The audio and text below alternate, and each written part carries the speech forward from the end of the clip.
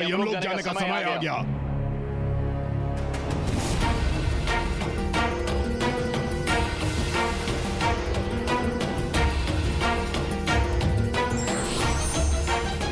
यज्ञदत्त यमलोक नहीं जाएगा। हम यमदूत हैं, यमराज जी की आज्ञा अनुसार ही इन्हें लेकर जा रहे हैं। हम शिवगढ़ हैं। हम प्रभु शिवशंकर की आज्ञा का पालन करने के लिए यहाँ उपस्थित हुए हैं। भोले बाबा ने इन्हें पुनर्जन्म देने का निर्णय लिया है।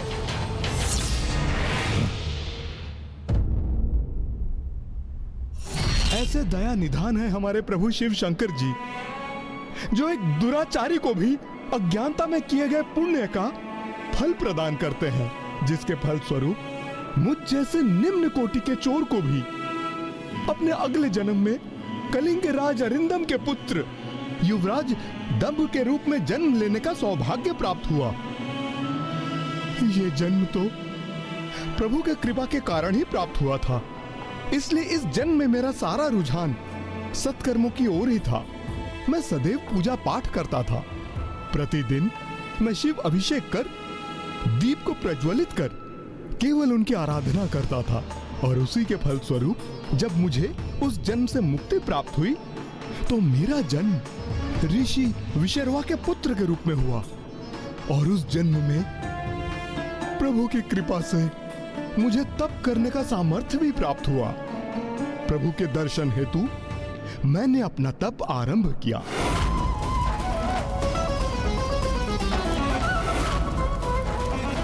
मेरे तप का प्रभाव बढ़ता ही जा रहा था। ओम नमः शिवाय, ओम नमः शिवाय, ओम नमः शिवाय, ओम नमः शिवाय, ओम नमः शिवाय।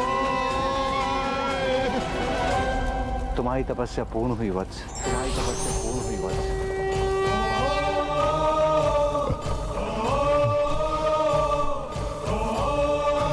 प्रभु, माता, मुझे दर्शन देने के लिए आप दोनों को कोटि कोटि प्रणाम।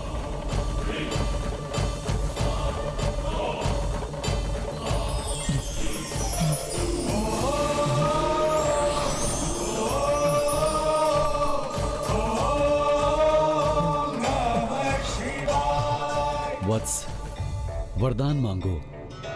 अपने कठोर तप के परिणाम स्वरूप क्या चाहते हो तुम? प्रभु, प्रभु, मेरी तो एक ही इच्छा थी कि मुझे स्वयं आपके दर्शन प्राप्त हो, और आपने तो मुझे माता के साथ दर्शन देके धन्य कर दिया। प्रभु, धन्य कर दिया।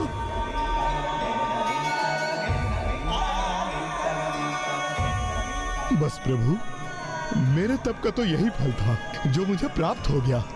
ये तप तो तुमने स्वर्णिम रंग के धधकते लावे में खड़े होकर किया है, और स्वर्ण कर तो धन भी होता है।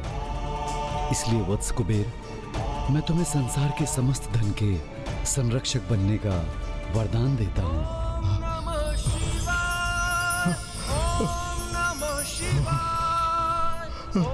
और इस प्रकार प्रभु की कृपा से मुझे अपने पूर्व जन्मों के पापों से मुक्ति प्राप्त हुई, और मैं सृष्टि के समस्त धन का संरक्षक बन गया।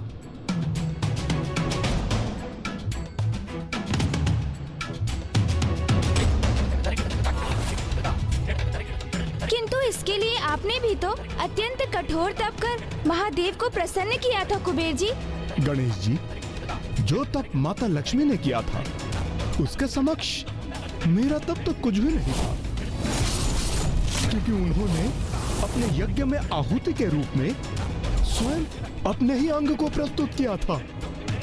उससे भी बड़ी परीक्षा तो मेरे प्रभु श्री हरि नारायण ने दी थी, अपने कमल नयन को प्रभु को अर्पित कर। भ्राता श्री हरि नारायण और देवी लक्ष्मी ने भक्ति का ऐसा अनूठा और श्रेष्ठ उदाहरण प्रकट किया है, जिसे संसार कभी भूल नहीं सकेगा।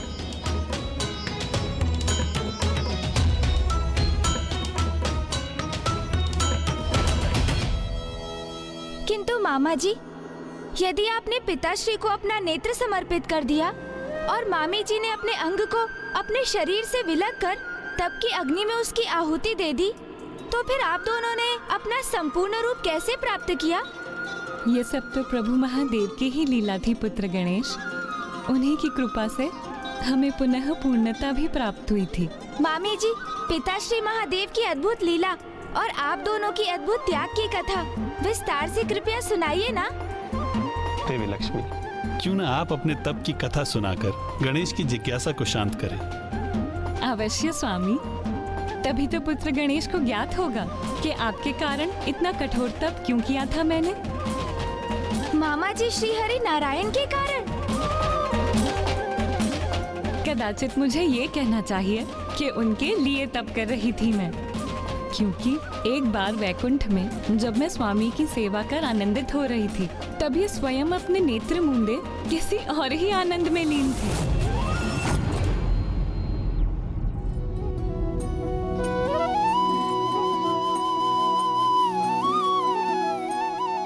स्वामी, अपने नेत्र मूंदे किसका ध्यान कर रहे हैं आप, जिसका आनंद आपकी दिव्य मनोहर मुस्कुराहट बनकर प्रकट हो रहा है?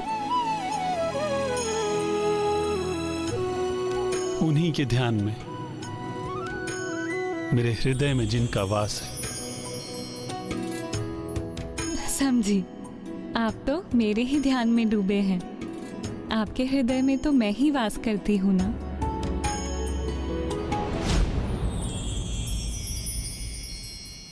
जो मैंने आपसे कहा उसे अपनी प्रतिक्रिया देकर स्वीकार क्यों नहीं किया आपने? मेरा ही वास है ना आपके हृदय में। स्वामी, आप अब भी शांत हैं? आपका निरुत्तर होना मुझे विचलित कर रहा है। कहिए ना प्रभु कि मैं ही आपकी हृदयवासिनी हूँ। यदि आप स्वयं कुछ नहीं कहेंगे तो मुझे अपने हृदय में झांक कर देखने की अनुमति देनी होगी आपको। मैं भी तो देखूं, यदि वो मैं नहीं तो फिर कौन मेरे स्वामी के हृदय में स्थित है?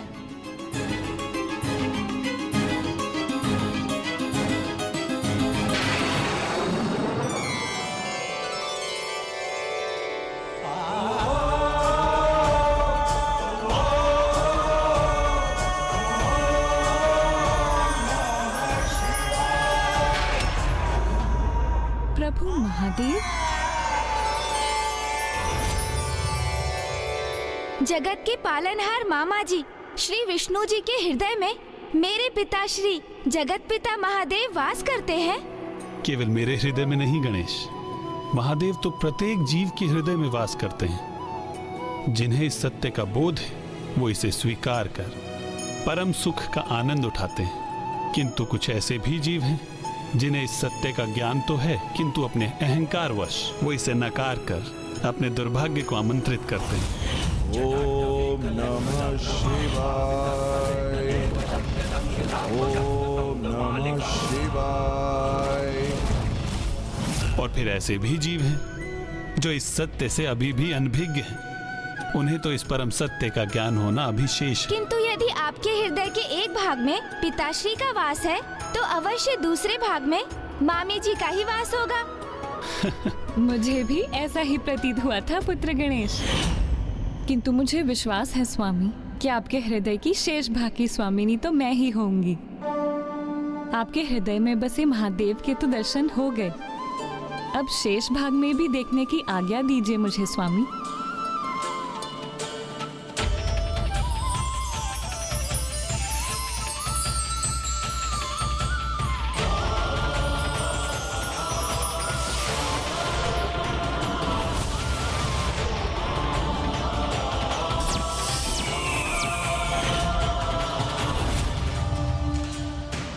आपके हृदय के एक भाग में भगवान शिव और दूसरे भाग में समस्त संसार है, तो फिर वहाँ मेरा स्थान कहाँ है प्रभु? प्रिय, शिवाय विष्णु रूपाय शिव रूपाय विष्णवे, शिवश्च हृदयं विष्णु विष्णु च हृदय शिवम।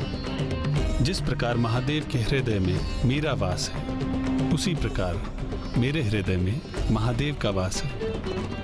और जगत का पालनहार होने के नाते मेरी एक दृष्टि सदैव संपूर्ण सृष्टि पर बनी रहती है। इसलिए मेरे हृदय के एक भाग में आपको महादेव और दूसरे भाग में संपूर्ण सृष्टि दिखाई देती है।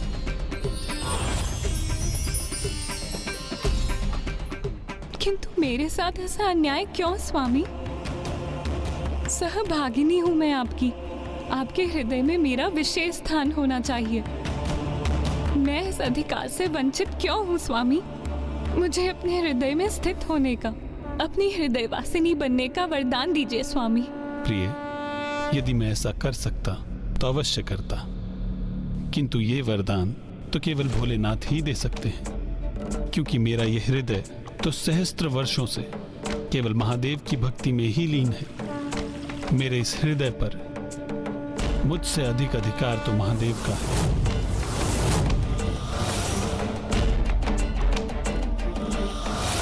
अर्थात मामा जी ने आपकी विनती स्वीकार करने में असमर्थता व्यक्त कर दी।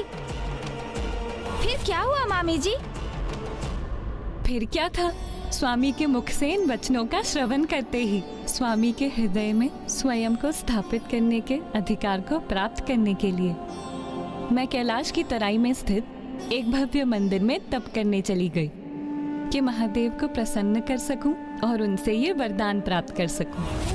ओम नमः शिवाय, ओम नमः शिवाय, ओम नमः शिवाय, ओम नमः शिवाय। और मैं इसी प्रकार तपस्या करती रही।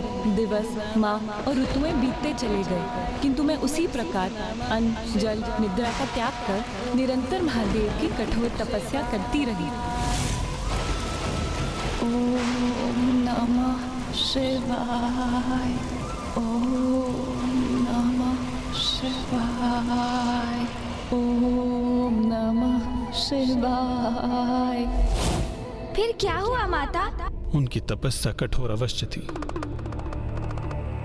किंतु देवी लक्ष्मी अपने दृढ़ संकल्प पर स्थिर रही और सहस्त्र वर्षों तक अनेकों कष्ट सहकर अपनी तपस्या में लीन रही। ओम नमः शिवाय, ओम नमः शिवाय। हे देवी, महादेव के दर्शन हेतु महादान की आवश्यकता है, अंग समर्पित करने की आवश्यकता है।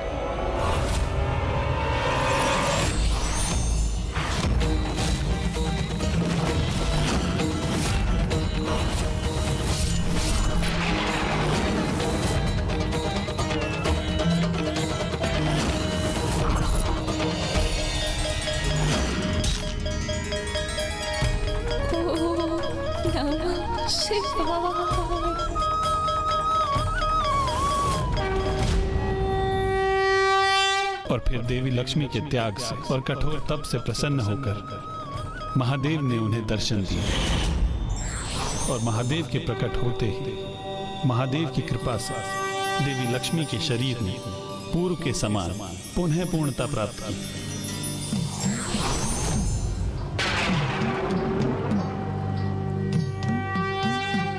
महादेव,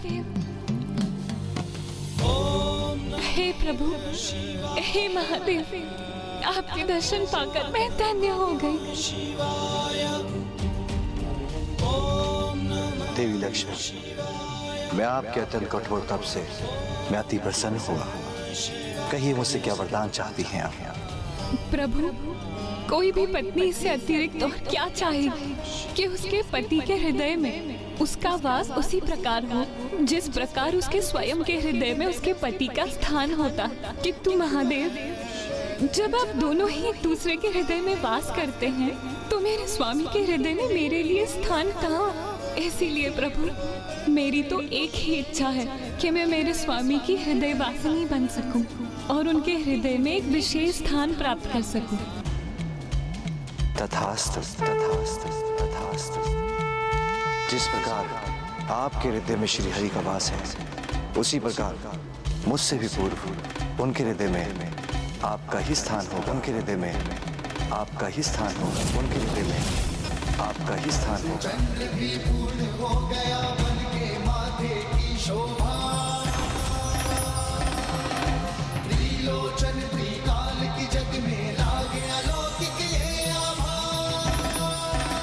और इसीलिए संसार में आपका एक और नाम प्रचलित होगा, विष्णु बक्षु विभूषणी। विष्णु बक्षु विभूषणी अर्थात जो प्रभु विष्णु के वक्ष की आभूषण है, जो उनके हृदय में ही वास करती है। मुझे ये वरदान देने के लिए आपका कोटि कोटि धन्यवाद प्रभु। और आज मैं भी ये घोषणा करती हूँ, जो भी ओम विष्णु वक्षु विभूषणी मंत्र का जाप करेगा, उसके गृह में सदा मेरा वास होगा।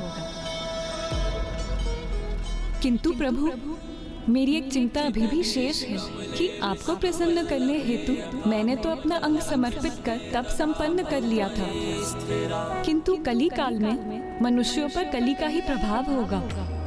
वो मोह माया से ग्रस्त आत्म प्रेम में मुग्ध रहेंगे, तो आपको प्रसन्न करने हेतु वो अंग समर्पित कैसे करेंगे प्रभु? इसीलिए प्रभु, कलयुग में भी आपके भक्त आपको प्रसन्न कर सके, इसका कोई सरल मार्ग सुझाइए। देवी लक्ष्मी, इस यज्ञ अग्नि में दी हुई आपकी आहुति कदापि व्यर्थ नहीं जाएगी।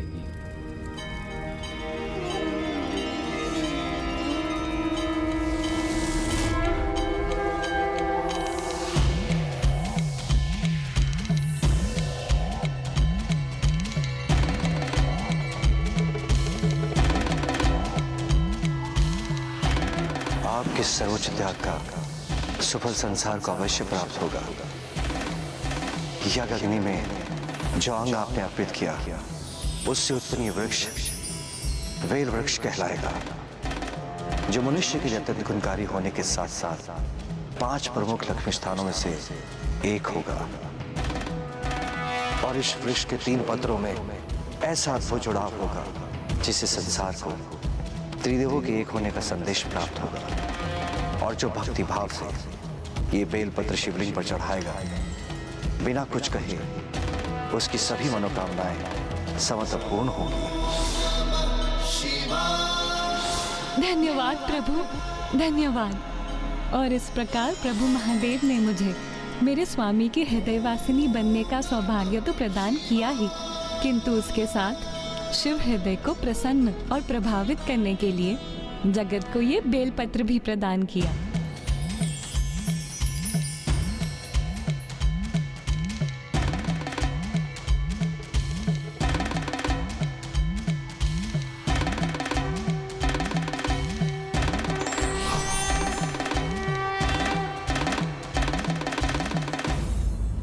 अर्थात पिताश्री ने जगत को उन्हें प्रसन्न करने का सरल उपाय दे दिया।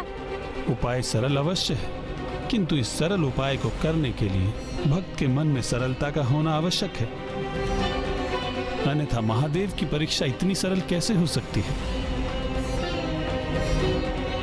एक ऐसी ही परीक्षा मुझे भी देनी पड़ी थी, श्रद्धा, धैर्य और निष्ठा की परीक्षा। कैसी परीक्षा मामा जी? क्या इसी परीक्षा हेतु आपको अपना कमल नयन दान में देना पड़ा था? मुझे बताइए ना मामा जी, क्या हुआ था? इतने सारे प्रश्न। तुम चिंता न करो गणेश, मैं तुम्हारे सभी प्रश्नों के उत्तर दूंगा और तुम्हारी इस प्रबल जिज्ञासा को अवश्य शांत करूंगा। इस प्रसंग का आरंभ 2 भयंकर दुष्ट असुर भ्राताओं से हुआ, जो असुर सम्राट विपरिचित के पुत्र थे। उन असुर भ्राताओं में एक का नाम था दुर्दांत और दूसरा था जरांतक। इतनी अपार शक्ति के स्वामी थे दोनों कि वो अपनी संयुक्त शक्ति से बड़ी सेना को पराजित कर सकते थे। दोनों असुर गुरु शुक्राचार्य से प्राप्त की गई एक अष्टवक्रीय दिव्य हीरे की असुरी शक्ति से स्वर्ग पर विजय भी प्राप्त कर लिया, परंतु अब इस महासंकट को कोई हर सकता था तो वो थे स्वयं महादेव।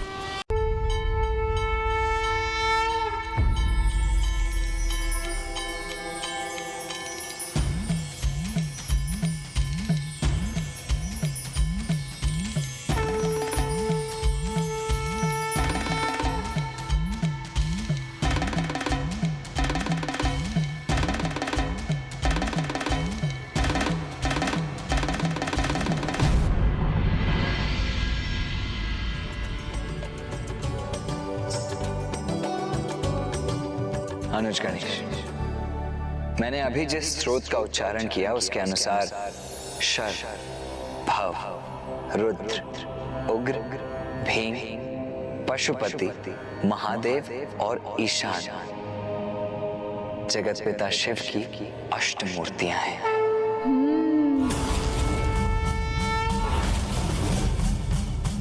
जिसमें प्रथम है भव अर्थात जल तत्व।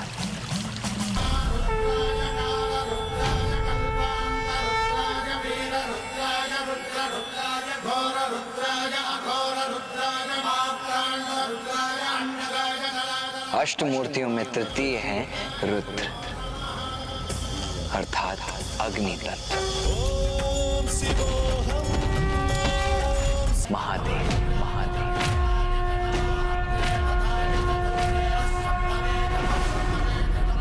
जो चंद्र का प्रतिनिधित्व करते हैं।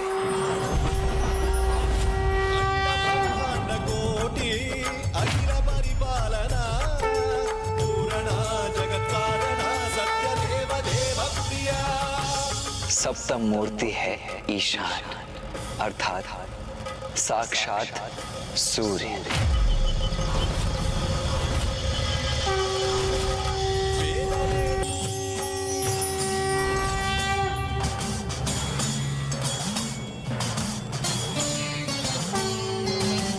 तो तुम्हें तब प्रतीत होगा गणेश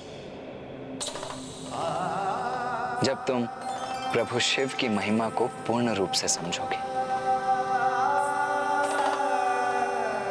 वो परम शक्ति, वो परम ऊर्जा जो सर्वव्यापी है, जो समस्त ब्रह्मांड का संचालन करती है, वो अपनी संपूर्ण स्थिरता में शिव ही तो है।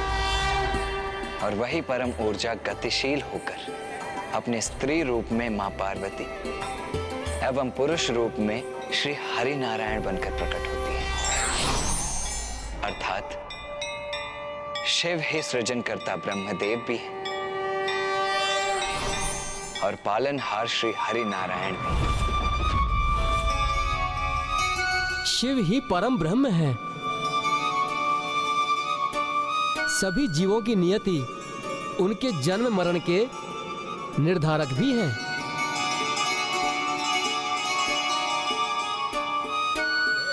माँ ने जब सृष्टि के कार्यों का निर्धारण किया तो ब्रह्मदेव को जन्म, विष्णुदेव को पालन और महादेव को संहार का दायित्व सौंपा। किंतु संहार के देवता होकर भी कोई महादेव से भयभीत नहीं होता, वरन हृदय से उन्हें अपना आराध्य मानता है, क्योंकि महादेव मात्र संहार ही नहीं वरन हर जीव के मर्म को समझते हैं। बिना कोई भेदभाव किए अपनी संतान मान उसकी कठिन से कठिन मनोकामना भी पूर्ण करने को तत्पर रहते हैं। मैं अल्पायु था और मेरी मृत्यु भी 16 वर्ष की आयु में होनी निश्चित थी, किंतु मेरे द्वारा की गई महादेव के पूजा के कारण ही यमराज भी मुझे अपने साथ ले जाने में असमर्थ रहे। मैं यमराज तुम्हारे प्राण हरने आया हूँ। यमराज तुम्हारे प्राण हरने आया हूँ। भगवान शिव ने ही मुझे यमराज से रक्षित करके चिरंजीवी होने का वरदान दिया। तो उचित है, मैं वरदान देता हूँ कि आज के बाद मार्कंडे की आयु 16 वर्ष से अधिक कभी नहीं होगी। इसलिए संपूर्ण सृष्टि और हम सभी इन्हीं से हैं। अच्छा, वहाँ शिव जी के बारे में बात कर रहे हैं। मैं भी उनके साथ सम्मिलित होकर कोई योगदान करता हूँ।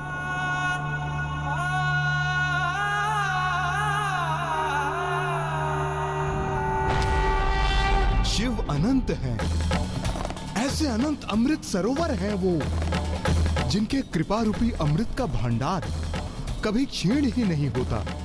उनके साकार रूप के प्रत्यक्ष दर्शन से तो हम कृतार्थ होते ही हैं, किंतु उनके जो निराकार स्वरूप हैं वही सर्वत्र व्याप्त हैं।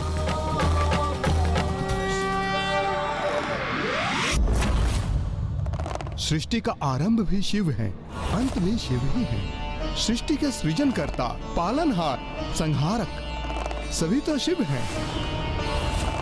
शिव ही प्रणव अर्थात ओम है, जो समक्ष ब्रह्मांड में गूंजते हैं। शिव ही वो दिव्य नार हैं जिसके कारण समक्ष ब्रह्मांड गुंजायमान है। शिव ही वो स्वर है जिनका हम श्रवण करते हैं, इसीलिए हम सब उन्हीं को भजते हैं। और उन्हीं दया निधान को भजने से एक दुष्ट चोर समस्त सृष्टि के धन का संरक्षक बन गया। चोर धन रक्षक बन गया? किंतु कैसे? मैं कुछ समझा नहीं। गणेश जी, अपने प्रथम जन्म में मैं यागदत्त नामक एक ब्राह्मण था, जो उच्च कुल में जन्म लेने के उपरांत भी जुए तथा मादक पदार्थों के लत के कारण चौर्य कर्म करने लग गए। किंतु एक दिवस चोरी करते समय मुझे सैनिकों ने देख लिया और उनसे अपने प्राणों की रक्षा करने हेतु मैं रात्रि काल में एक निर्जन स्थान पर स्थित शिव मंदिर में जाकर छिप गया।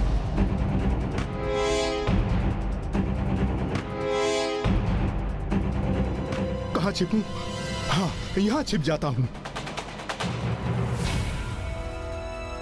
अवश्य यहीं कहीं छिपा होगा वो चोर।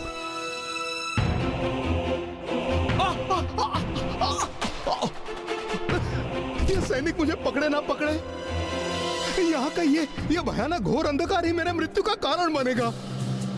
कुछ करना पड़ेगा, कुछ।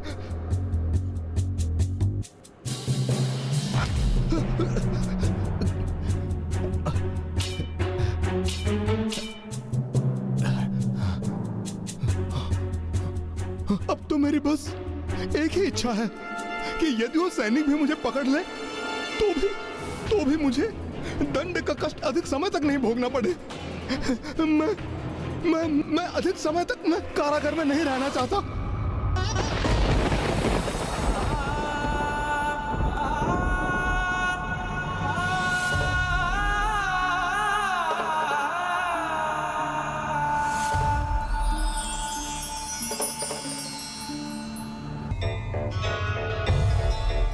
हे भोलेनाथ, ये आप क्या कर रहे हैं? आप उसे आशीर्वाद दे रहे हैं जिसने आपकी पूजा के लिए नहीं, मात्र अपनी रक्षा के लिए, अपना भय दूर करने के लिए तनिक प्रकाश उत्पन्न किया था। अज्ञानतावश ही सही, किंतु उसने मेरे मंदिर को प्रकाशित किया है और इसलिए मैं अपने मंदिर में दीपक प्रज्वलित करने के समान ही मानता हूं। इसलिए मैं उसकी इच्छा अवश्य पूर्ण करूंगा।